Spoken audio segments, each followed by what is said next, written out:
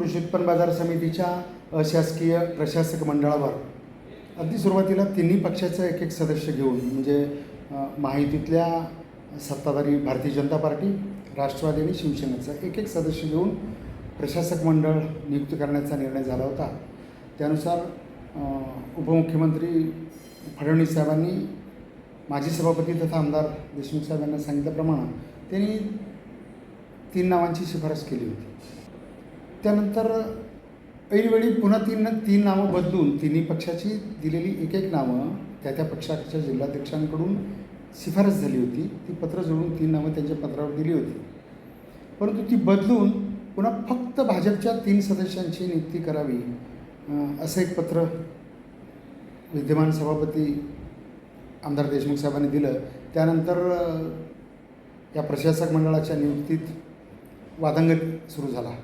कोणत्याही संस्थेच्या प्रशासक मंडळावर 7 पेक्षा जास्त सदस्यांच्या नियुक्त्या करता येत नाहीत. असं असताना आमदार देशमुख पालकांनी डॉक्टर किरण देशमुख, शिवानंद पाटील आणि विक्रम देशमुख ह्या भाजपच्याच तिघांची फक्त शिफारस त्या ठिकाणी केली.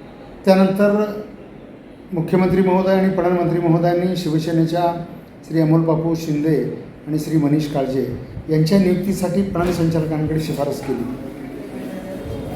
ह्या नियुक्त्या केवळ वादात सापडल्यामुळं त्यांनी त्यांच्याकडच्या कार्यकर्त्यांची नावं दिलेलीच नाहीत.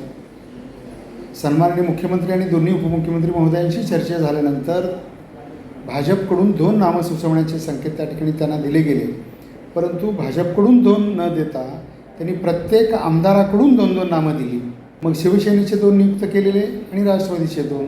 ह्यात काय करायचं या विषयावर सध्या पणन मंत्री माननीय अब्दुल सत्तार साहेब यांच्याकडे संभ्रमावस्था निर्माण झाल्यानं निश्चित भाजपची 2 नावं कोणती घ्यायची आणि कुणाची घ्यायची याचा ताळमेळ न लागल्यानं 3 तिघाडा काम बिघाडा अशी परिस्थिती याची झालेली आहे.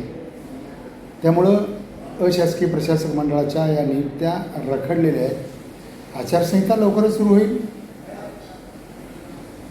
यांच्या आडेलतट्टू धोरणामुळं जर प्रशासक मंडळाच्या नियुक्त्या या ठिकाणी होऊ शकल्या नाही तर आम्ही आमची योग्य भूमिका योग्य वेळी घेऊ. महायुतीचा धर्म कसा पाळायचा, कोणत्या पद्धतीनं पाळायचा, महायुतीतल्या घटक पक्षांनी आपला आघाडीचा धर्म युतीचा धर्म पाळला आहे का याचा सोक्षमोक्ष योग्य वेळी तेव्हा होईलच. परंतु मला वाटतं ग्रामीण भागातल्या दोन्ही आमदारांना प्रशासक मंडळ नको आहे. जे विद्यमान प्रशासक म्हणजे उपसंचालक मोहन निंबाळकर साहेब आहेत त्यांनीच त्या ठिकाणचं एकट्यानेच काम बघावं आणि त्यांच्यामार्फत आपला उद्देश साध्य करून घ्यावा हा एक मनसुबा काही आमदारांचा आहे. त्या पद्धतीनं पद्धतशीर सगळ्या गोष्टी मंत्रालय स्तरावर होत आहेत. म्हणून या नियुक्त्या मंत्रालयीन स्तरावर अद्याप रखडलेल्या आहेत.